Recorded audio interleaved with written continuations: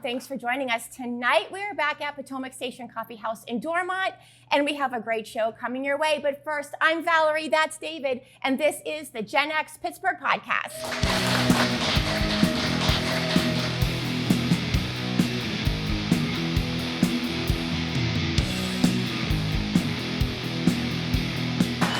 Tonight's guest, we have one of the owners and operators of the Church Arcade in Duquesne, Mike Hough. Oh my gosh, I cannot wait I haven't seen Mike in over 20 years. We talked earlier before we started, and he said it's been 20 years. It's been way over 20 years, so. I'm excited to have a guy that can finally answer the one rapid fire rewind question that no one else will answer for me. And we'll get to that. And we'll get to that in eventually. A little bit. Yes. But we had a very exciting thing we did about a week or so ago. It certainly was. Right? Yeah, that was my first time being on the radio. We were on KDKA with Rachel and John. Yeah. And you jag off. Yeah, you jag off. And they're going to be on our podcast soon, in fact. But it was Valerie's first time on radio, which is shocking to me. Yeah, I've done it all, but never radio. Yeah, and it was very. It was a different experience to be the guest rather than the host. Yeah, it was. I was a little bit nervous, but I think we did okay. Yeah, we did great. It was nice to be back in KDKA, a building I walked out of about 10 years ago and said, I will never walk back in this room again. I am done in radio. And then we walked by where your desk used to be, and guess what was there? Oh, that's right, a foosball table. Yeah, first of all, nothing says Gen X like foosball, right? Second of all, you know the kind of mark you've left on a place when they don't even leave the desk that you at, right? Like, yeah, we don't need this guy, any remnants of this guy, right? I know I left a coffee mug there too, and that was gone as well. Oh, we should have checked the little kitchenettes. It might have still been there. Yeah. Okay, we're going to take a break, and then we'll be right back with Mike Hough. Support for the Gen X Pittsburgh podcast comes from Potomac Station Coffee House in Dormont. Serving fresh brewed coffee, house-made pastries, and seasonal specialty lattes, Potomac Station Coffee House is proud to support local storytelling and community. What is the Gen X Pittsburgh podcast? Let me take you back. Remember when coffee was king and pizza bagels rolled on the corner of 14th and Carson at the Beehive? Or how about that time you stumbled upon Art All Night? How cool was that? Or when your evening started instead of ended at 10 p.m.?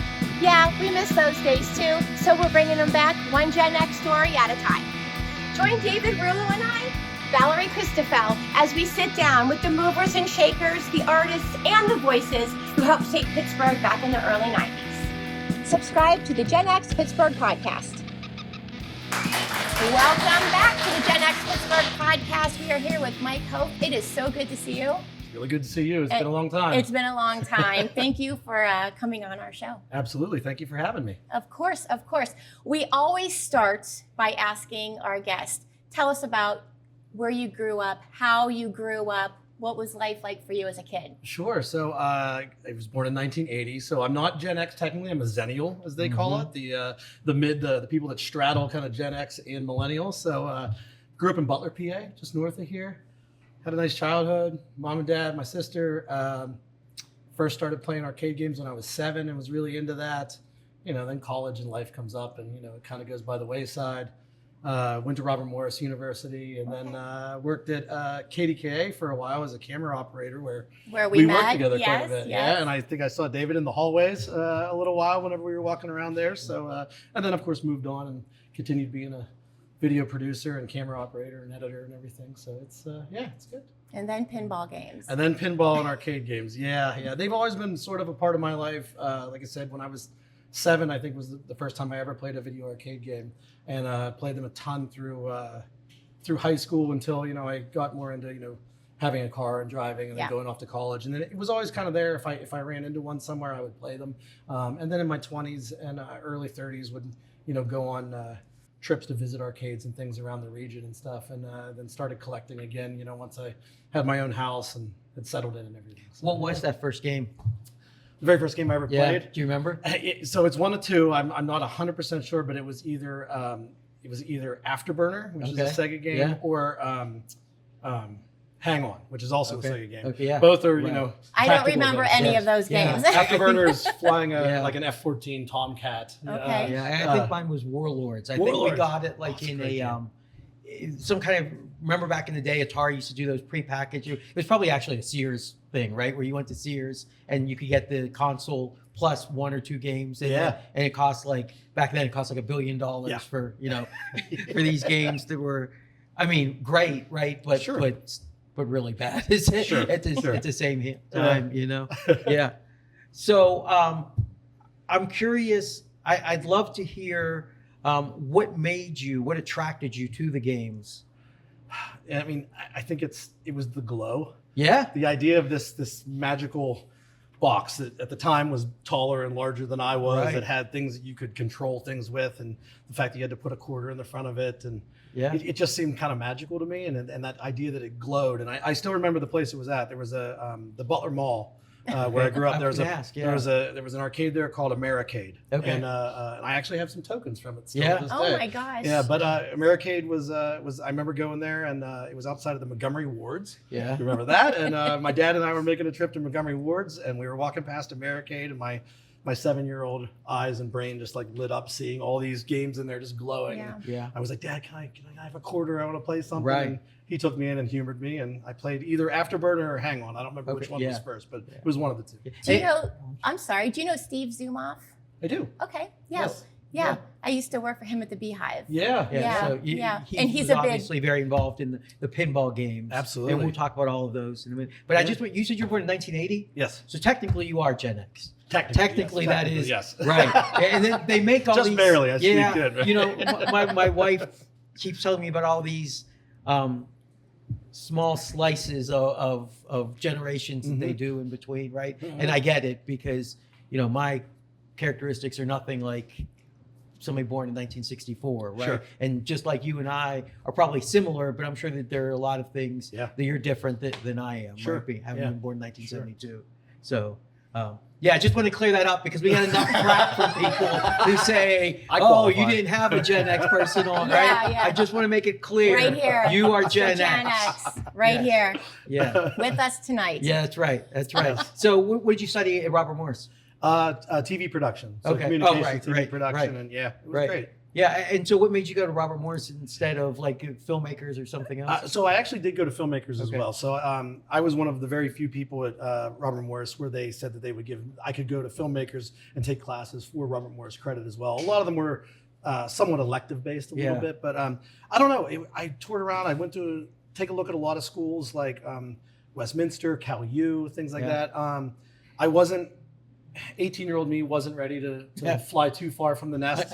Otherwise, I probably would have went to Ohio University or something like that. But wanted to stay local and went to Robert Morris, and it just felt like a really good school that had a nice mix of communications and technology and business all together. Really liked the campus. They had a really nice TV station there.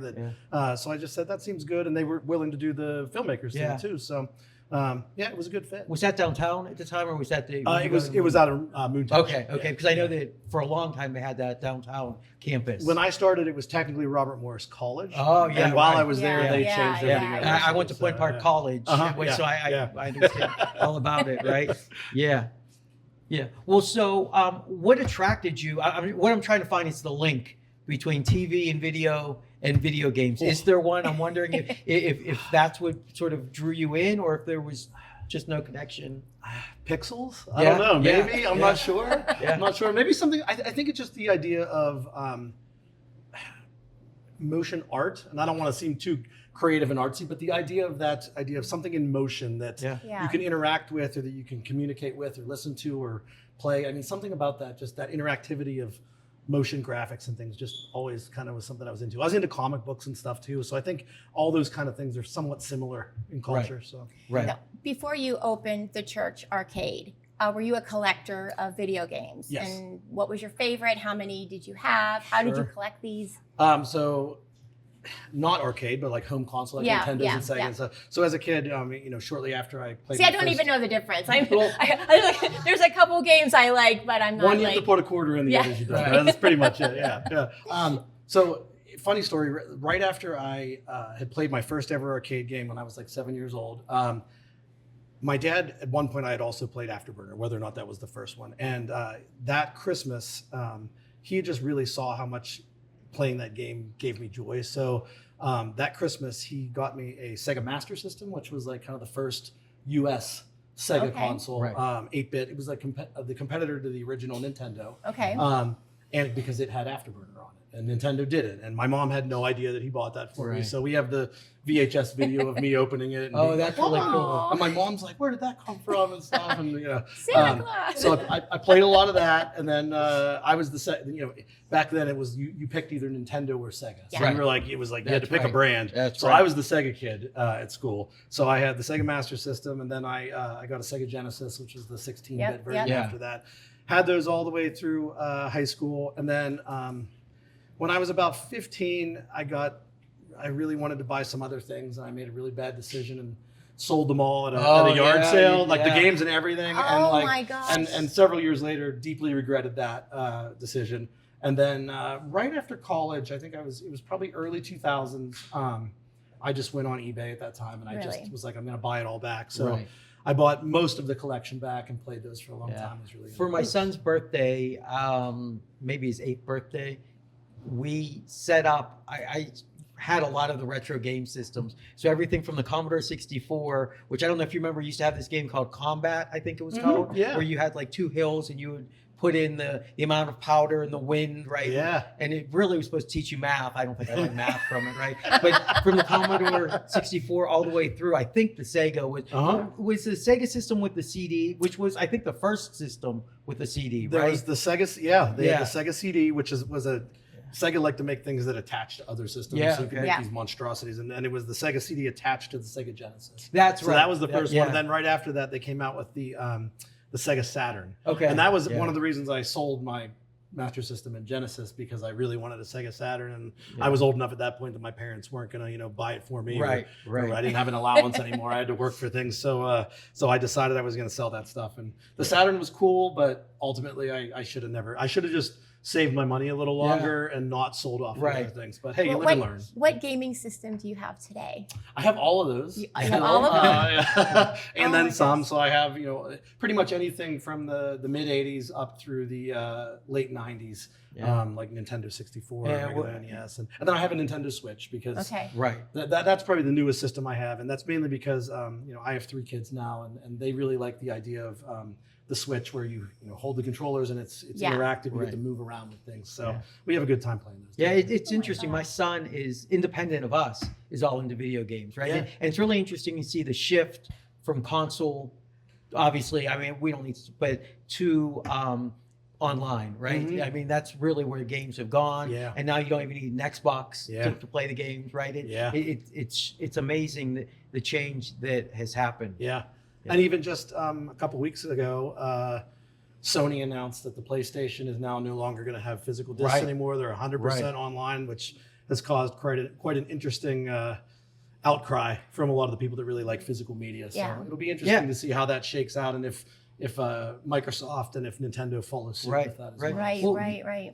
I think it's really interesting. I remember reading a book about Jim Morrison, and he went to school for film. And he said the thing about film, no, this was in 64, 65, right? Was that you could, it was still so new of a medium that you could actually watch every movie that was ever made, right? And this is sort of where you are with video games, right? Because you can actually be a quasi-historian and have played every one of the game systems, and with a little bit of work, still get them to set up to your television. And I mean, you have that ability.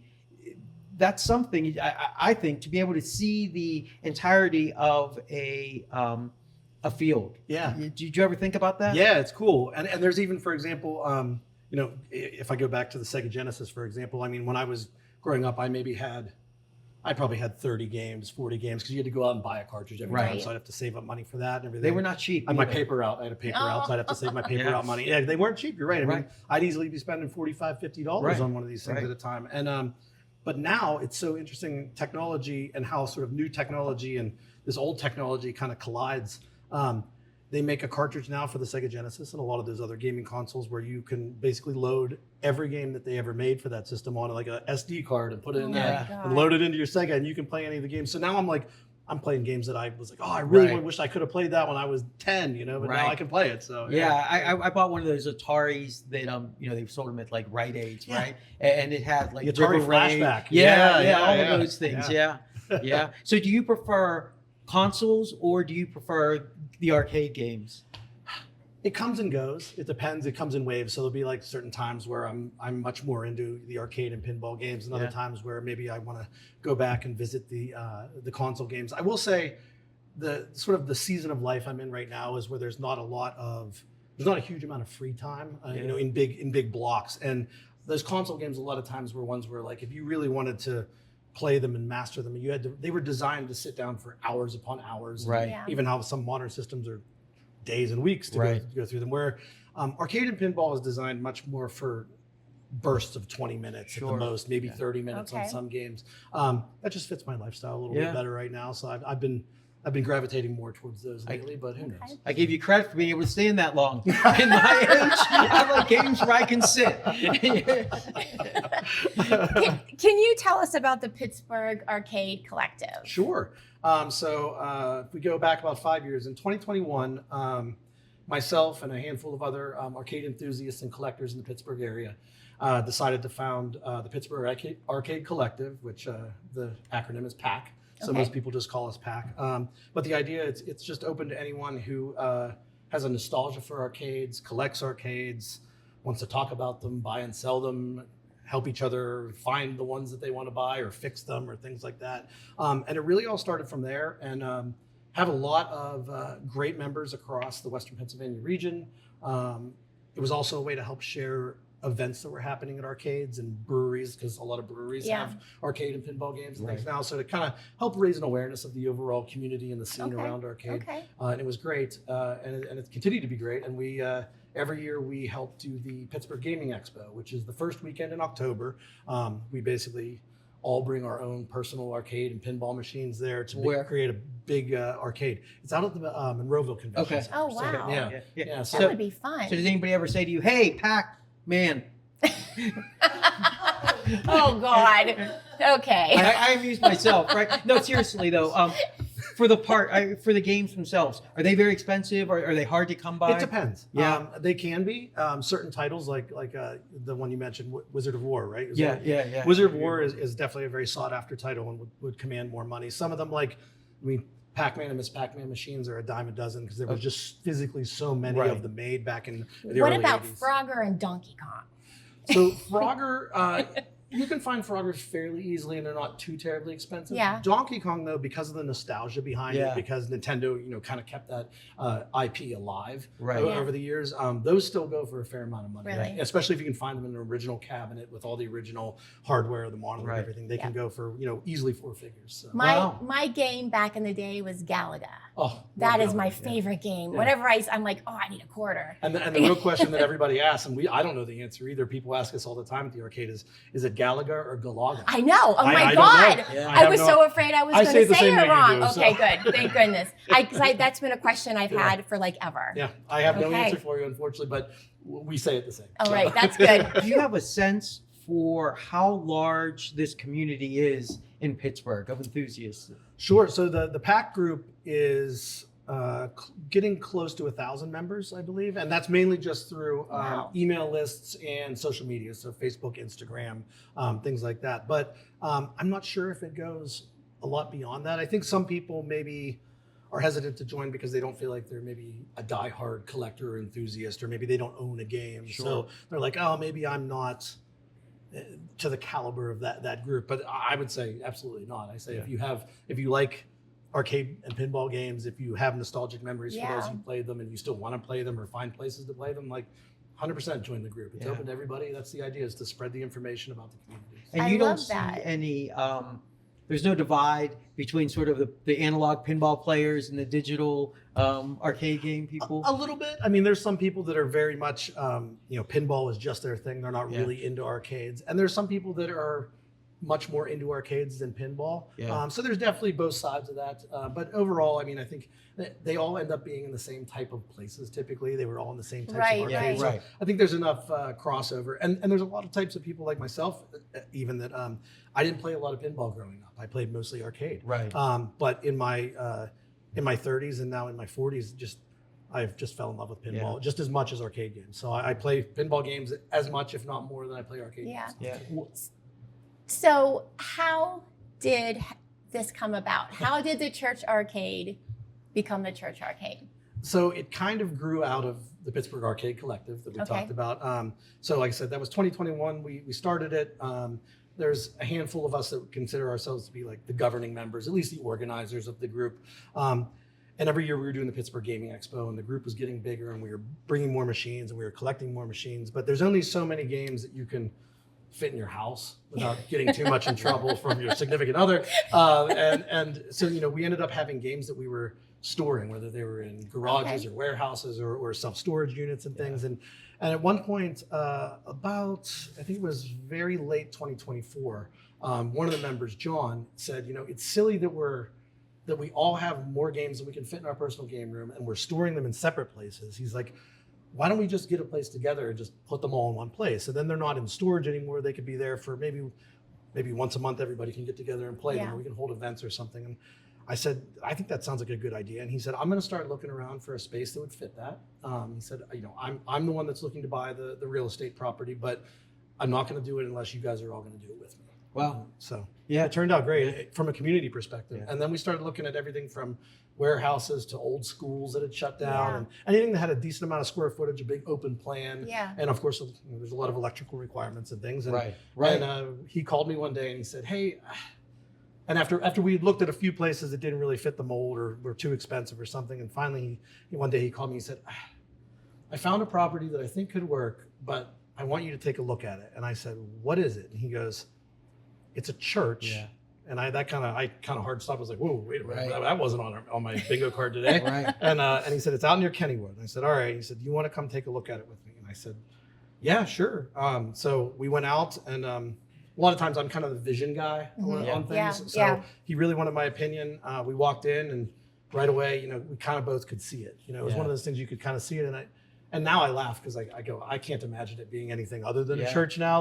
But I think it kind of found us to some Yeah. extent. Yeah, So, yeah. Right. Yeah. How many And games Dave- are in it? Oh, go ahead. Oh man! So now we have currently we have 50 pinball games, right around 50 Okay. pinball games, and somewhere a little over 120 video arcade games.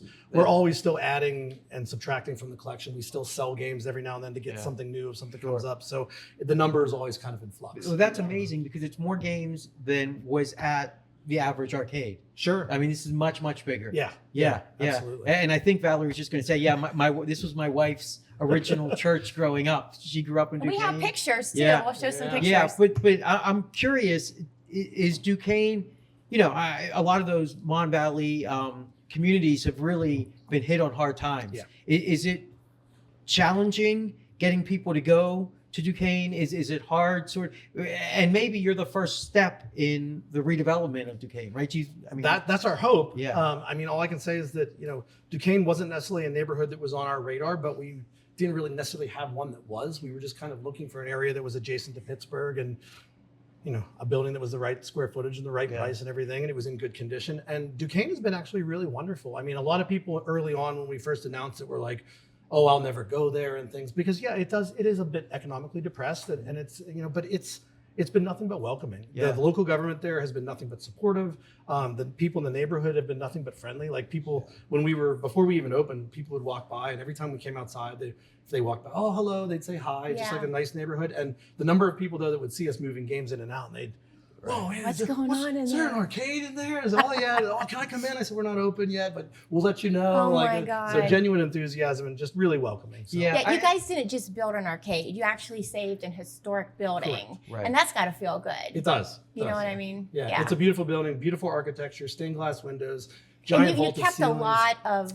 you kept a lot of the church, but you took did. out the pews, but We you did. still have the ceilings, the Yep. stained glass windows, and Yep. everything like that. Yeah, we had to take the pews out, of course, to make room for the games, Yeah. but the pews actually went to good use. They through this process, we discovered that apparently there are companies online that will do auctions for pews. Yeah, That's a big deal. And yeah. a company from Illinois came and took them all to set them up in a new community church that they were putting in. I Wow. think it was in some sort of retail center or something like that. Strip mall church or something like that. But they wanted actual pews, and so they came out. So they're being used in a religious setting again. That's Well, great. so I think that people, I don't know if they realize or not, but a lot of those towns in the Mon Valley are starting to have some form of resurgence. Braddock certainly with the Ornger building and with a lot of the work that they're doing. They have art shows there on once a month. And it would be great if that happened for Duquesne as well. I agree. And where the church is really great because it's in the part of Duquesne that's down near the highway. So we're a little bit closer rather than back up in the neighborhood. And that is typically where economic redevelopment begins, typically is near those main throughways of traffic ways. So maybe we're kind of a beginning start of that, and it will start to flow up the hill into the rest of Duquesne. Right. We would love some restaurants to open up in Duquesne because that's the biggest challenge. We found that we're in a little bit of a food desert there. There's not a lot nearby, and that's been a little bit of a struggle because we've been having to see if we can schedule food trucks and things because we want there to be food options there for people. But we've made some good friends with some pizza places in nearby West Mifflin and things like that who deliver. So, but hopefully, we're hoping that more businesses come in and things that can complement what we're doing.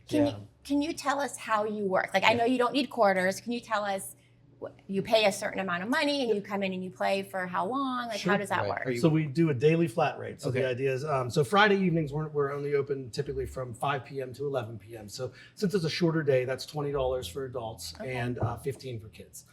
15 for kids, seniors, and military as well. Okay. And then on Saturdays and Sundays, we're open longer. Saturdays, we're open noon to 10, Sundays, noon to 8. Those days, it's $25 per adult and 20 for child, senior, or military. And you can play as long as you want? And we tell everybody you come in, you get a wristband. Every one of the games is on free play, so you just hit the start button and it starts playing. You can play as many games as you want. If you want to leave and go get something to eat or take a break and then come back a couple hours later, just leave the wristband on, come back in and keep on playing. So wow. Yeah. And so I know that Steve Zumoff had talked about with the games, the pinball games, he sort of became a technician. He knew how to fix them, right? Yeah. Is that the same way with you? Because a lot of these circuit boards and things like that, or do you know how to fix those things? Yeah, or? they're not just plug and play. It's like a masterpiece there. Like it's like an appliance. Yeah. Sometimes you can say, really. Yeah. Well, the nice thing is the group of us, and with the church, it's a collective group of us. So there's about 7 of us that operate it and have all of our games there. And the nice thing is all of us were members of the Pittsburgh Arcade Collective before that. And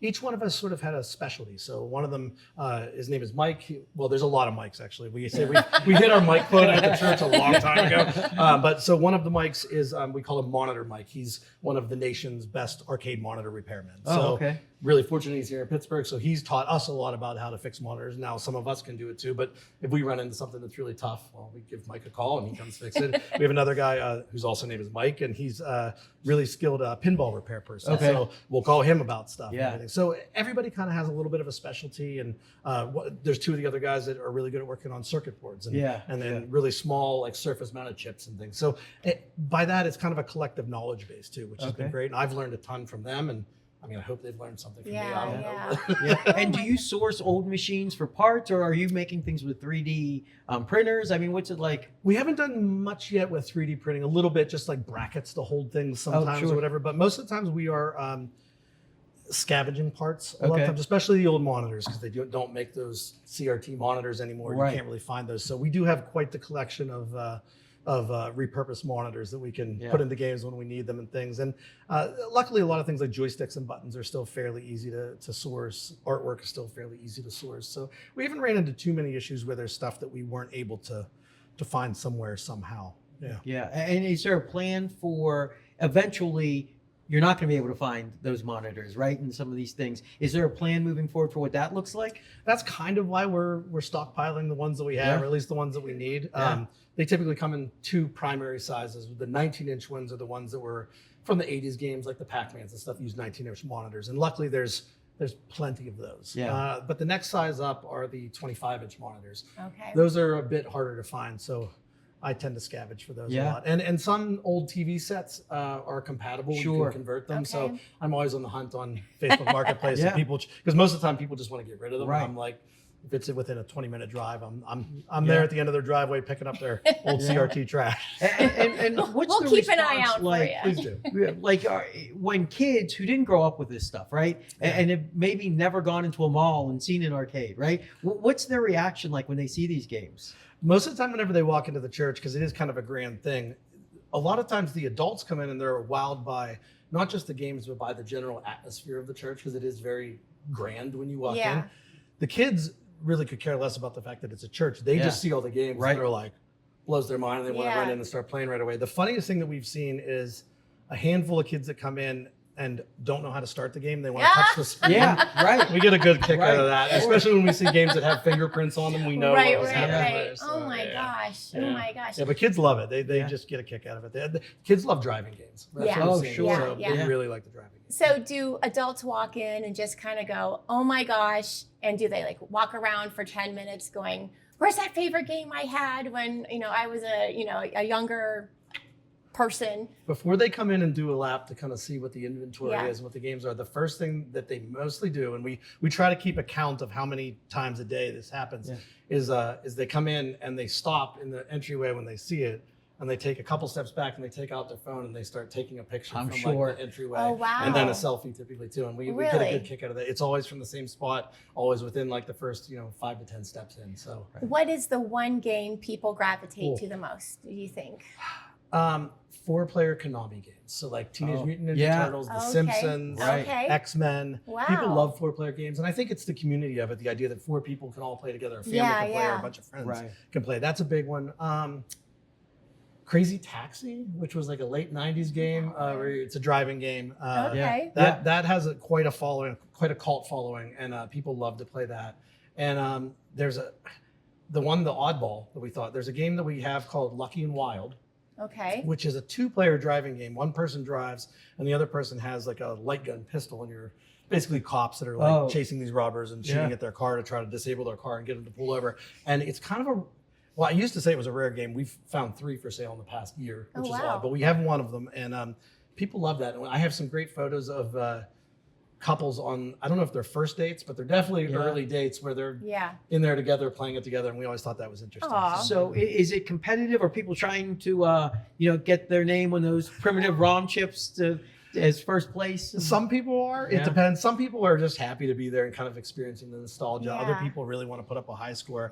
Pinball definitely gears more towards high scores and achievements and stuff. So I think the pinball crowd is a bit more competitive than the arcade crowd. But we try to host tournaments all the time. There's pinball tournaments and/or arcade tournaments, and those ones can get pretty competitive and fun. So how many people do you have in any given week that are stopping through? We've been pretty consistent. We typically on any given, like I said, Friday, Saturday, Sundays, on any given one of those days, we'll have anywhere between 50 and 100 people each day. Which, and we weren't really sure what to expect when we started this. I mean, the plan was never even to be open 3 days a weekend. We kind of said, it'll be a place for us to store our games, work on them, and maybe hold an event every now and then. And then we did the grand opening for 3 days, and we had a lot of people come out. And then a couple weeks later, we did another 3-day weekend, and we just agreed that as long as people keep showing up, we're going to keep riding that wave. And I love it. And it never stopped. The wave's still going, so we're staying open. What I love is that it's not just about playing games. It's about remembering where you were when you first played that game. Absolutely. Like when I was a kid, my parents were divorced. I saw my dad on Sundays. We'd go to church. And then we'd go to the mall to York Steakhouse. Do you guys remember? Did you have a York Steakhouse here? We'd go to York Steakhouse, and then we'd go to the arcade. And my dad would play Frogger.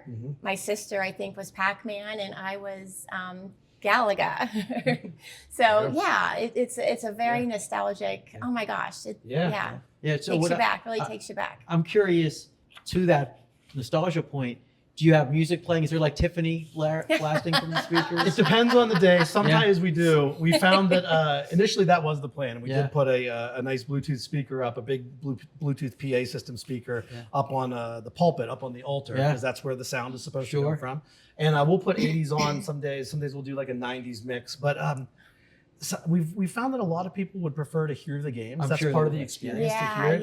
And when we put the music on, there's just so many games going and so much music going. It's almost like a wash of sound. So it depends on the night. Sometimes if there's a party or something, some people are into it. Other times we just let the games be the atmosphere. I was going to ask, can you have a party there? Is there like a party room or something like that? You can, yeah. So there's the upstairs of the church, and then there's also the downstairs, which was like a social hall. Sure. And we initially used that as a place to stage games that we were working on. But about a month and a half, 2 months ago, we opened that level too. So that has all these games, and that has a party room in it. So there are old women in babushkas Making frying pierogies. donuts in the I room, wish. right? Yeah. I'd be done. I Yeah. probably wouldn't leave the basement. Because I if that have was to the case. believe that every Oh. church along the Mon Valley had that. Had that right? at some point. Yeah. Yeah. Yeah. And so the party room's in the basement. That's a party room. You can rent that basement area out if you're having a party. You want to have some area, but the arcade would be open otherwise. So you have your own space, but other people can still come into the upper area. And then if people want to rent it out and have the whole place private to themselves, you can do that as well. Wow. And we've had a few people do that. We have some folks inquiring about having a wedding. Oh there, my Wow. gosh. which we're like, yeah, sure, Yeah, wow. that's cool. We've had That's some clubs amazing. and things rent the whole place out. So it's, yeah. What parts of the church did you guys keep? So all the stained glass is still there. The altars are all still there. All we really removed was the pews, and then Okay. we had to put a new floor down because, and we didn't even realize this when we first bought the church and saw the church. The floor is slightly sloped, just like a movie theater would be. Oh, it's sure. and it's ever so slight over the entire course of that floor. It only drops by about a foot, Yeah. but that's enough that if you put a game on it, it feels like Yeah. it's leaning, or a Yeah, pinball yeah. machine. Everything's all Right. messed up. So we floated the whole floor out of the entire top of Wow. it. And we had to do a little bit of electrical, which allowed us to have some places to fish things through easily and stuff. Yeah. But other than that, just about everything has remained. Is intact. the organ still So there? the organ was removed by the church. So the Okay. church, of course, whenever when they retire a Catholic church, there's certain things they have to remove. From Right. it. So Okay. certain parts of the stained glass had to be removed. Right. Any kind of religious icon. Yeah. I can never say that word. Icon. Right. Iconic. Iconic. Right. Right. So Yes. like the up on the altar, there would be Yeah, things like yeah. crosses and things. They would have to take those. Okay. So all of that was taken by the diocese. Yeah, I think it's Wow. interesting. I did hear about this before, that they have people whose primary job, I guess, is to sort of rearrange stained glass windows Yes. to get these sort of images out of them, which is just Yeah. amazing to me. Yeah. I'm very curious about the most kids today. Mhm. My son will say, I'm going to play whatever game with, and he'll name 3 or 4 of his friends, and I'm like, well, where are they? And he's like, we're not going to sit in a room together, Dad. Are you insane? We're going to be online, right? Yeah. And I'm like, well, can't you guys all sit together? No, only one person can play. And so I'm just curious, what's that? Because this was a big part of the arcade scene, right? Was Yeah. that there was community. It was Yep. meeting friends, Yep. right? So is that a different experience for many of these people? Absolutely. Yeah. I mean, we call it the rubbing elbows Yeah. effect, Yeah, where you yeah, actually just have yeah. to stand next to the person Right. you're playing. And I think honestly, I have 3 children that are about the age where they play a lot of online games with people. And I think the way that you approach the game and each other is different when you're physically standing next Right, to of someone. course. And I think you form better bonds and friendships over the game whenever you're standing next to each other, because a lot of those games, today's games, the online games, where they're playing, they're not in the same part of the game. While they're playing the same game and maybe in the same world, they may be in Yeah. different parts of it. But when you're standing at an arcade game or a pinball machine next to each other, you're experiencing the exact same moment of the game at the exact same time. Right. And I think that creates a better bond. Yeah. Do you have Tetris there? We do. Oh, I know. You all never leave. We have Frogger as well. So. Yes. Oh my gosh, I'm and so Donkey excited. Kong. Yeah, we Okay. have all those things. Yeah. So- I was really bad at And Donkey Galaga. Kong. I So- was really good at Galaga and Yeah. really, Yeah. good at Frogger, Yeah. but So- Donkey Kong. Yeah. Need Answer a some question practice. for me. What's the more desirable game? The standing Pac-Man or the one that was in every Pizza Hut that you sat at that was like a tabletop? So the table one is known as the cocktail game. Okay. We have both. Wow. Hands down, the stand-up is the better version of the game, and there's one very specific reason why, and that is because when you're standing and playing Pac-Man, you have to hold the side of the cabinet. So if you see old Pac-Man games, a lot of times like the paint is all worn off on the left or the right side, Oh, and that yeah, is you're right. yep, that is Yeah. known as the Pac-Man grip. Wow. Really? Yeah, and it's a thing. You hold it, and if you haven't, you'd be surprised if you stand there and just don't hold anything. It feels like you have less control, but when you hold Yeah. onto that other side, and there's a big thing about are you a left hand holder or a right hand holder? I'm a left hand holder, so I'm a right hand holder. Yeah, there you go. So yeah. Yeah, oh But, my Yeah, gosh. so the stand up Never- one for that reason. Yeah. So you have red plastic textured cups you give people their drinks in if they're good. You mean the old Pepsi cups from or the Coke cups from Pizza Hut? Yes, yeah. I would love a set of Yeah, those. Oh, yeah. Those bring back nostalgia, just like the Right, games do. of right. That's course, what you of need. course. Pizza Hut, like the old style Pizza Hut. Though, next door, right? Yeah. I have to imagine Duquesne had one of those at one point. There was one right down the Yes. street, actually. Okay. Yep. Yeah. It's My a wife is saying UPMC yes. urgent Yeah. care now. Oh my gosh. Right. I have one more Well, question before we take a yes. quick break. Sure. Have any of the parishioners stopped by, or like has anybody visited from the church? We've had actually quite a handful of them. Really?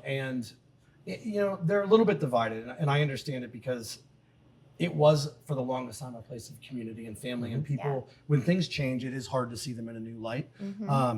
Some folks said that they wished it never happened and they had just torn the building down. I'm obviously not in agreement with that, but we've had more people than more than the naysayers. Most people show up and are just amazed at what it is, and they're happy it's still there, and they like that it has a new life and maybe a new purpose, but they can still come there and enjoy it. And it's still about community and making memories and bonds with families. So Did you hear confessions?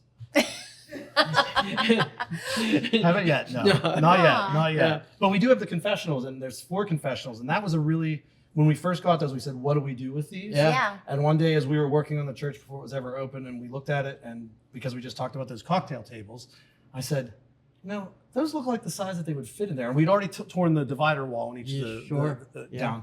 And we said, well, let's pick one up and put it in and see what we think. And we put one in one of the confessionals, and right away, the owner, John, just goes, we're doing this in every one of these. Wow. Oh my gosh. So every one of the confessionals has a different cocktail table game. And it's really nice. You can go in there on each side, each person, get a little quiet time, a little private time playing a game in there. That's amazing. Yeah. That's fantastic. Well, on that note, we're going to take a quick break and we'll be right back.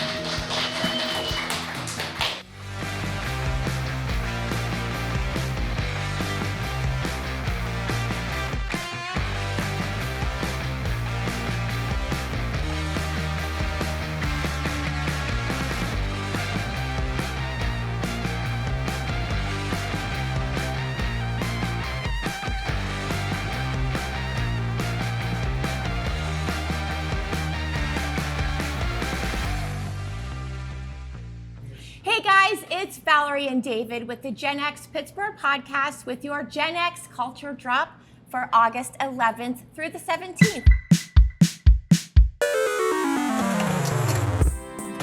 Arts and Culture Drop. David, start us off. There's so much going on this week. I know. Just like every week. Tuesday, August 11th through the 13th is I Want Your Sex at the Harris Theater. This movie is getting all kinds of rave reviews. Yeah. Wednesday, August 12th, the Consortium and Mr. Smalls presents Night. Is it at night?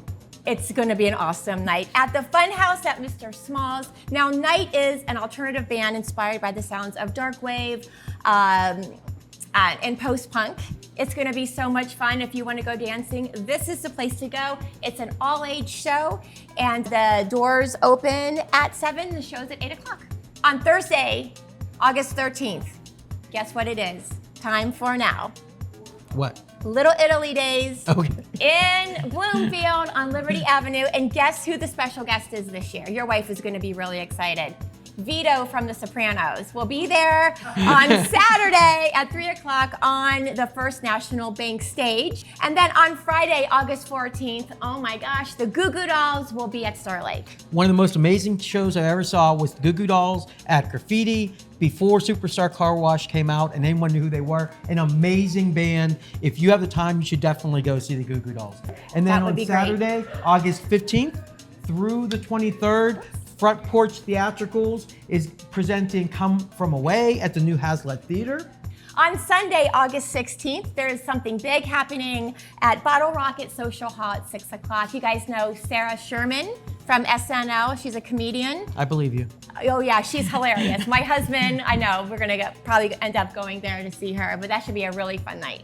And on Monday, August 17th through October 31st, Amanda Ross Ho has an exhibit, The Untitled Second Floor, One Big Dark Room, that examines speculative archives at the Mattress Factory. I bet you that's amazing. The Mattress Factory always has really, really, really great exhibits. Oh yeah, they do. Yeah, They do. yeah. I love going over to the north side Yeah. for that. Yeah. Yeah. And then on Tuesday, August 18th, you can join us right here at Potomac Station Coffee House for a live taping of our podcast. Well, guys, that's your Gen X culture drop for the week. Thanks for joining us, and may all of your Pittsburgh lefts work in your favor. We'll see you guys next week.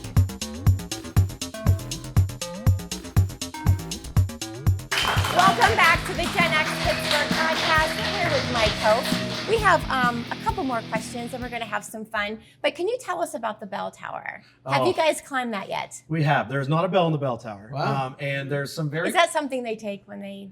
I don't know. I don't think that there was ever necessarily a bell in the one that we've climbed. Yeah. Okay. Now, there's 2 bell towers on it. We've only climbed one of them so far. So to be determined on the second one, I don't know. I can't Okay. imagine how they would have removed it, to be honest. Yeah, So, I right. know. have I no think they idea. converted a lot of those to like sound systems. Yeah, at some point, Right. probably. Yeah. So the bell tower, oh boy, when was it? Back in April, I think it was. Decided we'd never ventured up there, and one evening after close, we decided we'd get up the courage to make the climb, and it is quite the climb. Is it really? It is very much quite the climb.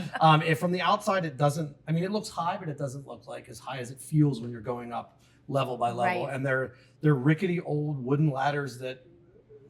I'm surprised none of us Like boom, boom, boom, boom, straight boom. down. But we climbed up. It's very dirty, but it's quite the experience. And you pop out of the top, and you can stand on it. You can see Kennywood and Oh my Wow. all God. of Duquesne, and it's Yeah. really, really, Wow. really pretty. I'll Wow. bet you that deal Yeah. or that the view's amazing. It is really amazing. Yeah. And I said at one point, I said, geez, if I had known, I would have brought up like a lawn chair or a camp chair. I could just sit up here and just kind of hang out Oh, for an hour. wow. Yeah. But it's fun. I've climbed it twice.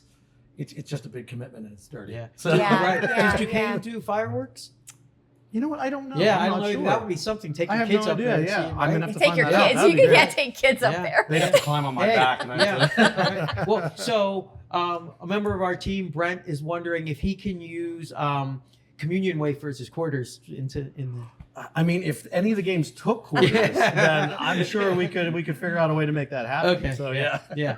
So Brent has a collection of. He's been collecting them over the years, communion wafers. Yeah, And yeah. just We might stuff have to them in the modify drawers the and- we might have to yeah. modify the coin mechanisms in order to make that work. Yeah. But I'm sure it could be Yeah, done. right. So, yeah. Okay, so you have a beer company that you guys hooked up with. We do. We were good friends with the owners from Y Beer Company, spelled W-Y-E. They're located out in Trafford. And one of their owners, Chris, is a pinball enthusiast as Okay. well that I've known for 3 or 4 years now. And at one point we said, hey, would you be able to come out and offer beer like just on Saturdays Yeah. or something? So he set up sort of temporarily there for a couple of months, and it just seemed like a good fit. And he said, why don't we put like a permanent tap room in there? So got the state license to do the brewery license. Wow, so they that's That's very amazing. cool. yeah, so I they're there love every it. Friday and Saturday. You can get Okay. craft drinks. And you said there's All food right. trucks there. Are they there every Friday, Saturday, and Sunday? We try to, especially in the summertime. It's really hard to get food trucks to commit Yeah. because they have a lot of different things that they can be going to. So, but we try to have food trucks when we can, and we've also there's some great delivery places around. One of them, I have to give them a shout out because they're wonderful. Bunda's Hometown Pizza in West Okay. Mifflin Okay. has been great food, and they deliver to the church. So we always say if there's not a food truck, call Bunda's. And when you give them the address, the woman there, she's my favorite West Mifflinians are. Oh. And if you give her the address, she says, the church arcade every time. So yeah, she knows. So do you let people eat there? I mean, kids aren't mucking up the machine. Surprisingly, no, Yeah. we haven't had any issues with drinks or food too Wow. much on games. Granted, I mean, people are putting their hands on these machines. They were designed for that. Yeah. So we do go through a fairly regular and rigorous cleaning where we're cleaning the glass Yeah. and cleaning the buttons and the joysticks Yeah. and things. Yeah. So that comes with the territory. But yeah, we haven't had too many spills or anything that was a big deal to clean up. Wonderful. Well, we are going to play a game with you. Okay. It's called Rapid Fire Rewind.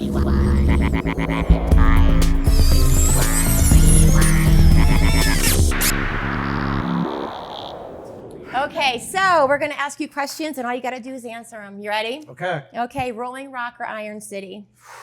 Rolling Rock. Favorite Gen X band? Oh.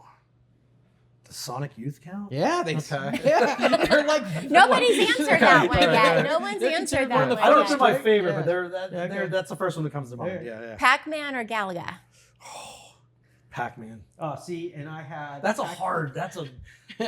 like neck and neck. Yeah. I don't know that it probably would be both, but if you had to say you could only play one, I'd probably do Pac. Yeah. Okay. And I Okay. had Pac-Man or Donkey Kong.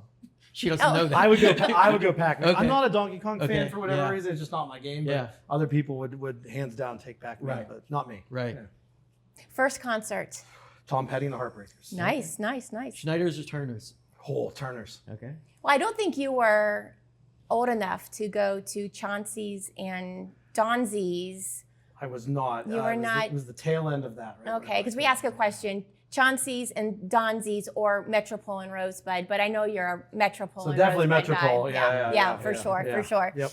Pearl Jam or Nirvana? Nirvana. Southside Beehive or Oakland Beehive? Oh. Oh, don't break my heart. You I'm know gonna where I go used to work. Southside. Okay, thank Yeah, you. Southside. Now, you've already said that you're a Genesis guy or a Sega guy. Yes. But for the sake of the question, and I think you're going to be the only person that's answered this question. Everyone else has looked at me blindly and said, I don't know. Atari or Nintendo? Nintendo. Okay. Favorite. Oh, wait. Well, hold on. Wait. There's an asterisk on that one. Yeah. Atari Arcade or Atari Home? Home. Oh my Okay, so that one I would go Nintendo. Okay. Yeah. Okay. Favorite Saturday morning cartoon? The Uncanny X-Men. Wow, see, that's a good one. Yeah. I have no idea. Yeah. Yeah. Okay. Three Rivers or Heinz Field?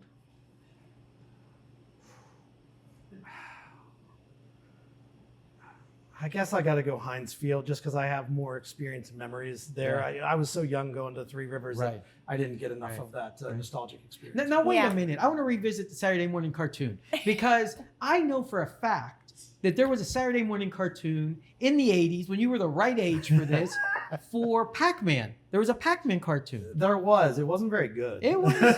Were any of those cartoons very good? Were you Ghostbusters watching? was great. Well, I like Ghostbusters. Yeah, did you watch the yeah. Mr. T cartoon and go, I- this is so much No, better than you're right, Pac-Man? Now this writing, this matters. Oh my goodness.